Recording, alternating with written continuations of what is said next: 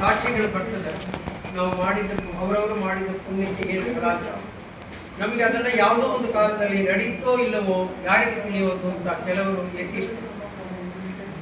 ಆದರೆ ಮಧ್ವಿಜಯದಲ್ಲಿ ಇವತ್ತಿನ ಪರಿಸ್ಥಿತಿ ಏನು ಅಂತಂದ್ರೆ ಎಲ್ಲರಿಗೂ ಸಮಾಜದಲ್ಲಿ ಗೊತ್ತಾದವರು ಕಲ್ಲಾಪುರ ಪವಮಾನಾಚಾರ್ಯ. ಅವರಿಗೆ ತರ್ಕ, ನ್ಯಾಯ, ವೇದಾಂತ ಎಲ್ಲ ಶಾಸ್ತ್ರನೂ ಚೆನ್ನಾಗಿ ಅಧ್ಯಯನ ಮಾಡಿದ್ದಾರೆ.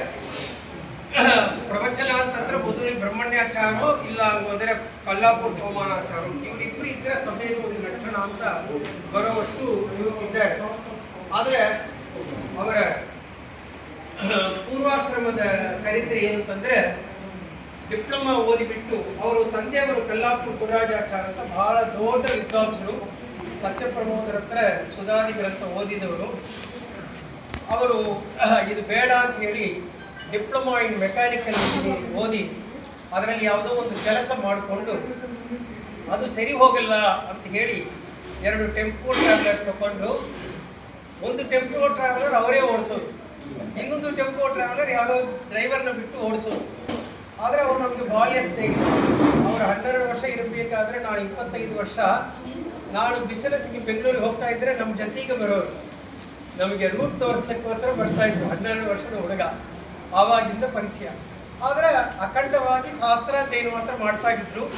ಜೀವನಕ್ಕೆ ಏನಾದರೂ ಬೇಕಲ್ಲ ಅಂತ ಹೇಳಿ ಒಂದು ದೀಕ್ಷೆ, ಏನೇ ಆದ್ರೂ ಮಧ್ವಿಜಯ ಪಾರಾಯಣ ಮಾಡಲಾಗ ಊಟ ಮಾಡೋದಿಲ್ಲ, 16 ಸರ್ಗ ಮಧ್ವಿಜಯ ಪಾರಾಯಣ ಮಾಡಲಾಗ ಊಟ ಮಾಡೋದಿಲ್ಲ ಅಂತ ಮಾಡೋದು. ಈ ಜೀವನ ಏನೇನೋ ಅಂತೂ ಮಧ್ವಿಜಯ ಪಾರಾಯಣ ಮಾಡೋದು.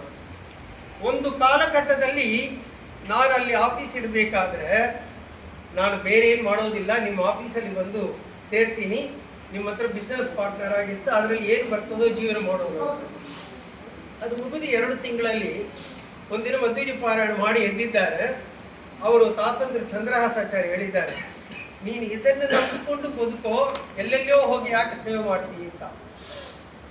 ಆಯ್ತು ಅಂತ ಹೇಳಿ ನನ್ನ ಹತ್ರ ಹೇಳ್ಬಿಟ್ರು, ಇನಿಮೇ ನಾನು ಯಾವ ಲೌಕಿಕರ ಸೇವೆಯನ್ನು ಯಾವ ಥರದಲ್ಲೂ ಮಾಡೋದಿಲ್ಲ, ಮಧ್ವಿಜಿ ಹೇಳ್ಕೊಂಡು ಕೂತ್ಕೊಂಡಿರ್ತೀನಿ, ನನಗೆ ದೇವರು ಕೊಟ್ಟದ್ದು ಊಟ ಮಾಡ್ತೀನಿ. ಆಗ ಮಧ್ವಿಜಯ ಒಂದೊಂದು ಮನೆಯಲ್ಲೂ ಪಾರಾಯಣ ಮಾಡಿ ಬೆಂಗಳೂರಲ್ಲಿ ಮಧ್ವಿಜಯ ಸೌಧ ಅಂತ ಕಟ್ಟಿದ್ದಾರೆ.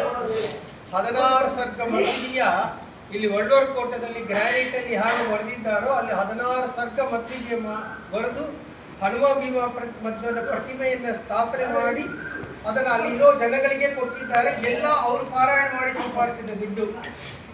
ಅದಕ್ಕೇನಾದ್ರೂ ಒಂದು ಫಲ ಕೊಡಬೇಕಲ್ಲ, ಅವರು ಓದಿದ್ದನ್ನೆಲ್ಲ ಒಂದು ಸಂಪುಟೀಕರಣ ಮಾಡಿ ಇಡೀ ಸಮಾಜದಲ್ಲಿ ಆಚಾರ ಅಂತಂದ್ರೆ ಪವಮಾನಾಚಾರ ಅಂತ ಮಧ್ವಾಚಾರ ಮಾಡಿಕೊಟ್ಟಿದ್ದಾರೆ. ಅದಕ್ಕೆ ಬೇಸ್ ಏನು ಅಂತಂದ್ರೆ ಮಧ್ವಿಜಯ ಪಾರಾಯಣ, ಮಧ್ವಿಜಯ ಹೋಮ, ಮಧ್ವಿಜಯ ಉಪದೇಶ. ಒಂದು ಈ ಮಠ ಸ್ಥಾಪನೆ ಆಗಿದ ಹೊಸರಲ್ಲಿ ಇವರು ಬಂದು ಪಾರಾಯಣ ಮಾಡ್ತಾ ಇದ್ರು. ಇವರು ಇನ್ನ ಕೆಲವರು, ನಾನು ಕರೆದು ಹೇಳಿದೆ, ನೀವು ಮಾಡ್ತೀರಿ, ಅನೇಕ ಜನ ಸ್ವಲ್ಪ ಇದಾಗತ್ತೆ, ದೀರ್ಘ ಅಲ್ಪ ತಪ್ಪತ್ತಂತೆ ಹೇಳಿದ್ರು. ಆವಾಗ ಇಲ್ಲಿ ಇನ್ನೊಂದು ಆಚಾರ್ಯ ಇದ್ರು ನನ್ನ ಜೊತೆಗೆ, ಕಾಪೆ ರಾಮಾಚಾರ್ಯ ಅಂತ. ಅವತ್ತೇನೋ ಒಂದು ಫಂಕ್ಷನು ಮಧ್ವಿಜಯ ಪಾರಾಯಣ ಇತ್ತು. ದೀರ್ಘವಾಗಿ ಸರಿಯಾಗತ್ತದ, ಅಲ್ಪವಾಗಿ ಸರಿಯಾಗತ್ತ, ಮುಂದೆ ನಿಜವಾಗ್ಲೂ ಚೆನ್ನಾಗಿ ಆಗತ್ತದಂತ ಇವ್ರಿಗೆ ಮಂತ್ರಾಕ್ಷಿ ಕೊಟ್ಟರು. ಇವತ್ತು ನಾನು ಕೂತ್ಕೊಂಡು ಒಂದು ಸರ್ಗ ಪಾರಾಯಣ ಮಾಡಿ 2ನೇ ಸರ್ಗ ಬಂದಾಗ ಅಯ್ಯೋ ನಾವು ಬಿಟ್ಟಿದ್ದೇವು, ಇವರು ಎಲ್ಲರೂ ಹಿಡ್ಕೊಂಡ್ಬಿಟ್ಟಿದ್ದಾರೆ, ಮಧ್ವಾಚಾರ್ಯ ಮತ್ತು ಇಲ್ಲಿ ಸ್ವಯವಾಗಿ ಕೂತ್ಕೊಂಡ್ಬಿಟ್ಟಿದ್ದಾರೆ ಅಂತ ಹೇಳುವಷ್ಟು ಎಲ್ಲರೂ ಸ್ಪಷ್ಟವಾಗಿ ಪಾರಾಯಣ ಮಾಡಿ ನೋಡಿದರೆ ರವಿಯಾಚಾರ್ಯನ ಕೃಷಿ, ಇದರಲ್ಲಿ 16 ವರ್ಷ ಕೃಷಿ, ಪರಮಾತ್ಮನ ಅನುಗ್ರಹ ಯಾರಿಗೆ ತಿಳಿಯೋದು, ದೇವರು ಯಾರಿಗೆ ಏನು ಕೊಡ್ತಾರಂತ.